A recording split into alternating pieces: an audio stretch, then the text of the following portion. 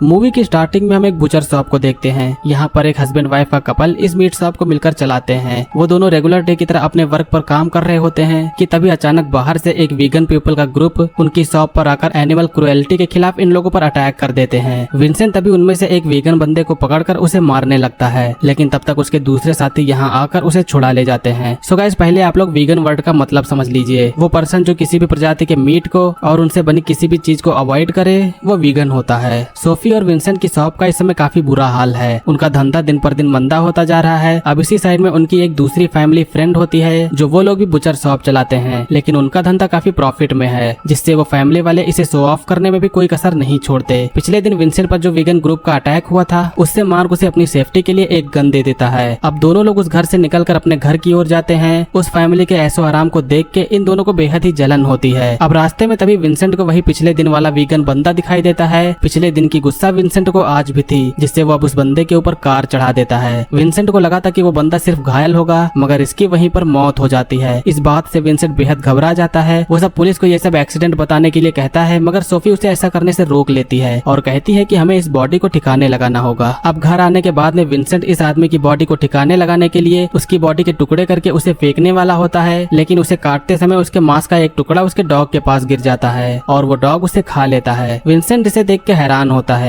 वो फिर से अब कान का टुकड़ा अपने डॉग के पास फेंकता है, जिससे फिर से वो डॉग उसे चाव से खा जाता है। इसे देखकर विंसेंट के मन में एक आइडिया आता है और वो इस आइडिया को अपने वाइफ के पास में जाकर उसे बताने की कोशिश करता है, लेकिन रात ज्यादा हो जाने के कारण वो सो जाते हैं। अब अगले दिन विंसेंट उठ के अपनी शॉप पर जाता है तो उसने जो इंसान के मांस को काट कर अलग करके रखा हुआ था तो उसकी वाइफ ने अनजाने में उसे काट के एक कस्टमर को बेच दिया। ये बात जब विंसेंट को पता चलती है तो वो बेहद डर जाता है, लेकिन तभी वहाँ वही कस्टमर आती है और वो कहती है कि मैं जो ये मीट ले गई थी वो बेहद ही टेस्टी था, मुझे यही मीट और चाहिए। अब इसके बाद में सोफी भी इस मीट को खा के देखती है तो ये सच में काफी टेस्टी होता है। विंसेंट अब उसे बताता है कि ये मीट एक ह्यूमन फ्लेश है। सोफी इससे काफी गुस्सा हो जाती है, मगर तब तक यहाँ पर और भी कस्टमर आकर उसी टेस्टी मीट को खरीदने के लिए आ जाते हैं, क्योंकि पहले वाली कस्टमर ने इसके बारे में और लोगों को भी बताया और यहाँ पर अब इस मीट को खरीदने के लिए काफी भीड़ लग जाती है। यहाँ तक कि पुलिस को भी इस बात की खबर नहीं हो पाती है कि वो एक ह्यूमन फ्लेश बाय कर रहा है। विंसेंट ने इस मीट को ईरानियन पोर्क का नाम दिया, जिससे कि कोई शक न कर पाए कि ये एक ह्यूमन फ्लेश है। अब एक ही बार में उन्होंने ये मीट बेच के काफी पैसे भी अर्न कर लिए। रात हो जाने पर विंसेंट भी इस मीट को खा के देखता है, जहाँ पर उसे पता चलता है कि ये वाकई में काफी लाजवाब है। यहाँ पर उसकी वाइफ उसे अपने धंधे को फिर से बढ़ाने के लिए उन्हें वीगन्स को मारने का आइडिया देती है। विंसेंट अपने मन में एक टाइम के लिए ये बात तो सोचता है, मगर फिर वो अपनी वाइफ से कहता है कि मैं एक सीरियल किलर नहीं बनना चाहता। अब अगले दिन उन दोनों की बेटी क्लोई अपने बॉयफ्रेंड लूकस के साथ में उनके घर आती है। दोनों लोगों ने उन दोनों के लिए ढेर सारा खाना भी बनाया था, लेकिन लूकस यहाँ पर एक वीगन होता है जिससे वो कुछ भी नहीं खाता। अब कुछ न खाने पर सोफी उसे वाइन सर्व करती है, लेकिन लूकस फिर से कहता है कि वो सिर्फ वीगन वाइन ही पीता है। फिर सोफी उसके लिए केक लाती है, लेकिन इसमें अंडा पड़ा होने के कारण वो इसे भी नहीं खाता। लूकस के वीगन होने पर क्लोई भी उसी के जैसे वीगन बन जाती है, जिससे अब इन सबसे विंसेंट वीगन लोगों से और भी चिढ़ जाता है। जिसके बाद वो सोफी के आइडिया को मानते हुए अपने शॉप को चलाने के लिए एक वीगन बंदे को मारने के लिए निकल जाते हैं। वो दोनों एक वीगन रेस्टोरेंट में जाते हैं, जहाँ पर उन्हें एक अच्छा खासा चबी वीगन बंदा मिलता है। अब रेस्टोरेंट से बाहर निकलने पर विंसेंट उस पर वार करके उसे मारने की कोशिश करता है, लेकिन वो ऐसा करने से डर जाता है और फिर दोनों लोग इस जगह से जल्दी से भाग जाते हैं। सोफी अब फिर से उसे कन्विंस करते हुए समझाती है। वो कहती है कि हमें अपनी शॉप को चलाने के लिए ऐसा करना होगा। इसके बाद वो लोग अगले दिन फिर से ट्राई करते हैं। वो लोग एक पब्लिक प्लेस में जाकर वहाँ पर लोगों को वीगन बनने के प्रति जागरूक कर रहे होते हैं। ये नाटक वो लोग इसलिए करते हैं जिससे कोई ना कोई वीगन बंदा उनकी सराहना करने के लिए जरूर आएगा, और ऐसा होता भी है। एक बंदा जो यहाँ पर आकर उनकी इसके लिए तारीफ करता है और बाद में उन्हें मिलने के लिए बुलाता है। ये दोनों भी ये मौका छोड़ने वाले नहीं थे। अब जब उनके सामने ये बंदा आता है तो विंसेंट एक बड़ा सा नाइफ लेके उसे मारने के लिए उसकी ओर बढ़ता है, लेकिन यहाँ पर ये बंदा अकेला नहीं था, उसके साथ में उसके साथी भी थे। एक्चुअली ये सभी लोग वीगन्स हैं जो बुचर्स लोगों के प्रति काफी हिंसक हैं। कैमिली को उसके डैड के पास से बुचर शॉप की चाबी मिली थी, जिससे वो सभी लोग भेस बदल के उस जगह को तोड़ने के लिए जाते हैं। विंसेंट और सोफी के यहाँ पर आने के बाद में पता चलता है कि ये बुचर शॉप तो उन्हीं के फ्रेंड मार्क की है।